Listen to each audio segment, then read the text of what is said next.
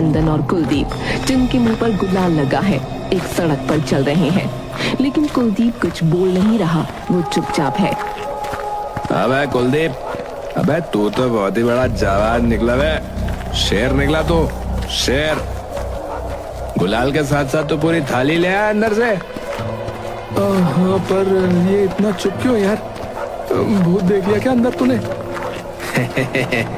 क्या पता पैंट से सूसू निकल गया हो। अबे ये बता, दारू पिएगा? और कुलदीप कोई जवाब नहीं देता। कुलदीप तू ठीक तो ना यार? अरे कुछ जवाब तो दे यार। लगता है ये ऐसे नहीं बोलने वाला। रुक, ये थाली छीनता हूँ इससे।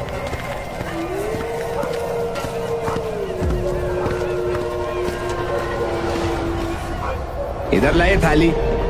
राजू कुलदीप से थाली छीनता है, लेकिन तभी कुलदीप गुस्से में आ जाता है और थाली से राजू की गर्दन पर वार करता है। राजू की गर्दन से खून निकलने लगता है। अरे कुलदीप मुझे मार गिरा। चंदन चंदन चंदन मुझे बचा इससे, चंदन मुझे बचा इससे।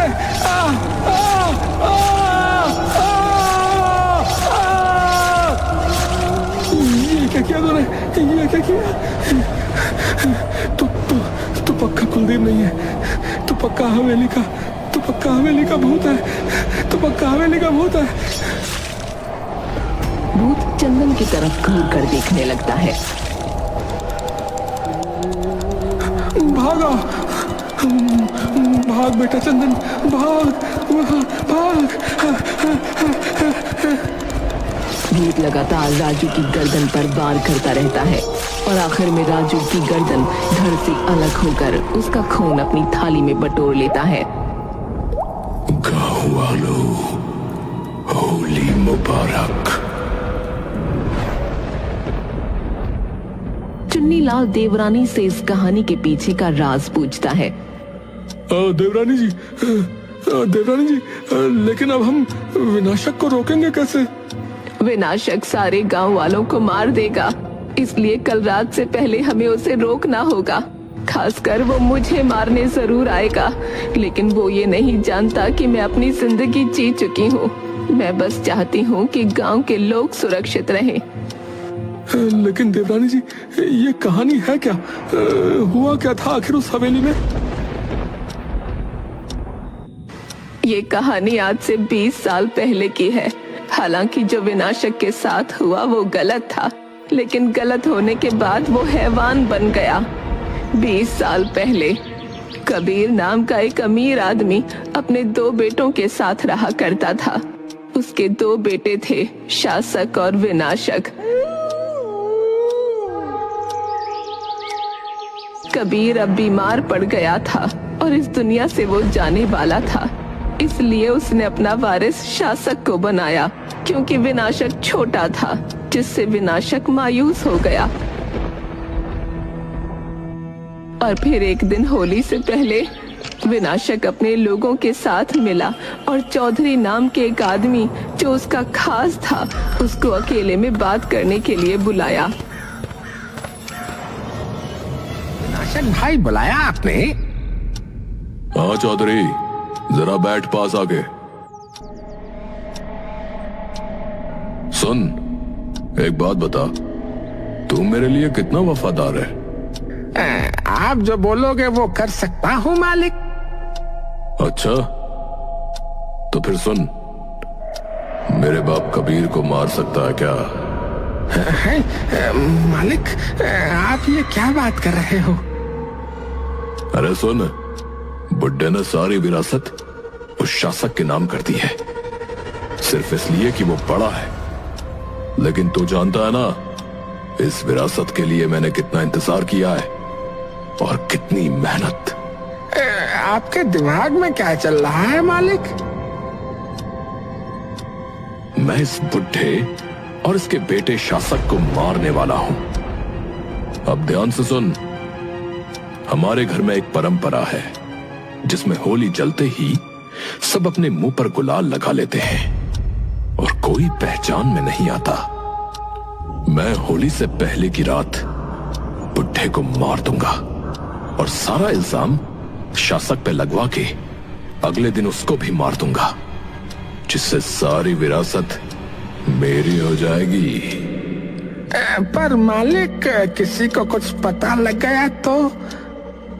अगर तू मेरा साथ देगा तो मैं तुझे इस गांव का मंत्री बनवा दूंगा, फिर हमारा कोई कुछ नहीं बिगाड़ सकता। और अगर तू मेरा साथ नहीं देगा तो कल का क्या पता क्या हो। मालिक, मैं आपका साथ जरूर दूंगा। हाँ। ठीक है तो सुन, तुझे शासक को कहूंगा। आप उसकी चिंता मत कीजिए मालिक, आप बस आज रात की तैयारी कीजिए।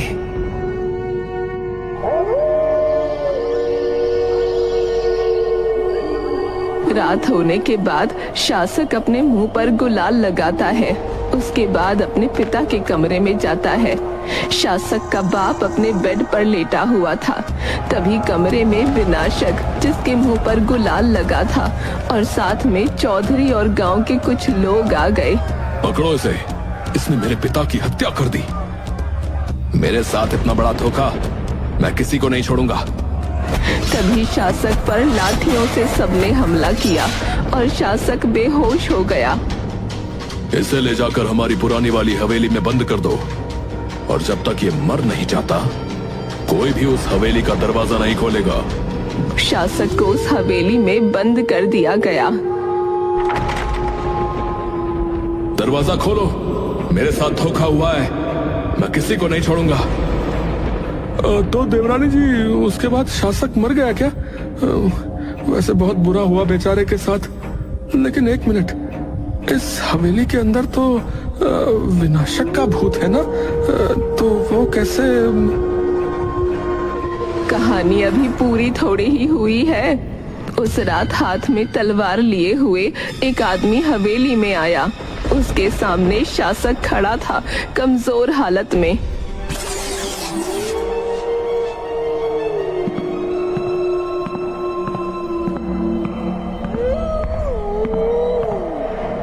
कैसे हो शासक, या कहूं विनाशक? तुम्हें क्या लगा तुम पूरी विरासत हथियाने का षड्यंत्र रच दोगे और मुझे पता भी नहीं चलेगा? और सुनो, मैंने ही मारा बाबा को। चौधरी ने मुझे पहले ही सारी खबर दे दी थी। मैंने तुम्हारी योजना तुम ही पर इस्तेमाल कर ली। अब गांव वालों के लिए तुम हो शासक और मैं हूं विनाशक। तुम हो एक कातिल और मैं हूं एक राजा।